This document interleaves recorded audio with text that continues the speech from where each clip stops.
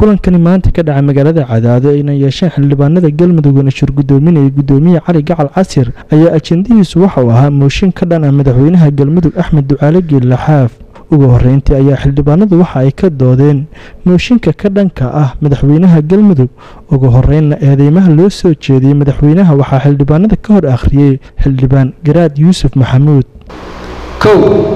jabinta dastuurka dowlad goboleedka Galmudug sida ku cad qodobka kontonaad farqadiisa 9aad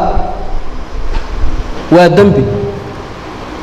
kadib markii uu gacan galiyay dastuurkii Galmudug ahlu sunna kuwa oo meesha ka saaray gabi ahaanba dastuurkii Galmudug kuna bedelay mid kale musuqmaasuq sida lunsashada dhaqaalaha Galmudug ay ku taageerto dowladda Soomaaliya iyo deeqaha caawiyaasha taas oo sababtay in muddada uu kursiga joogay Xaaf aan hay'adaha Galmudug ee dastuuriga ah aysan qaadan wax xuquuq ah oo ay xaq u lahaayeen ku tumashada awood qaybsiga beelaha Galmudug Xaaf waxa uu xuquuqdoodii siyaasadeed duudsiyay qaybo badan oo kamid ah bulshada Galmudug isagoo si cad u sheegay in aysan lahayn wax xuquuq siyaasadeed ah taasoo ka hor imaanaysa dastuurka iyo mabda'a reer Galmudug eedeynta kadib ayaa xildhibaanadu waxay codka kalsoonida u qaadeen mooshinka ka dhanka ah madaxweyne Xaaf waxaana codeynta kadib natiijada ku dhawaaqay gudoomiyaha baarlamaanka Galmudug Cali Gacal Casir xildhibaanada fadhiya waxa ay ahaayeen 47 xildhibaan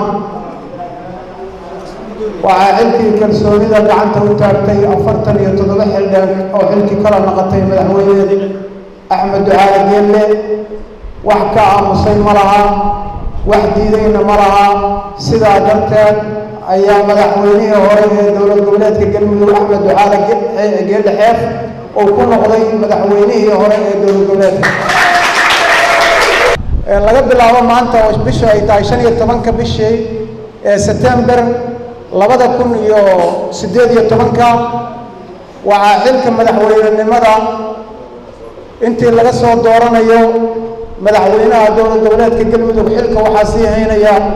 madaxweyne ku xigeenka dowlad goboleedka Galmudug Maxamed Xaashi Cabdi kulankani maanta uu shir gudoominayay Cali Gacal Casir gudoomiyaha baarlamaanka Galmudug ayaa isagoo qudhiisa maalmo ka hor xildhibaano ku shiray magaalada Dhuusamareeb waxa ay sheegeen in xilka ka qaadeen gudoomiye Cali Gacal Casir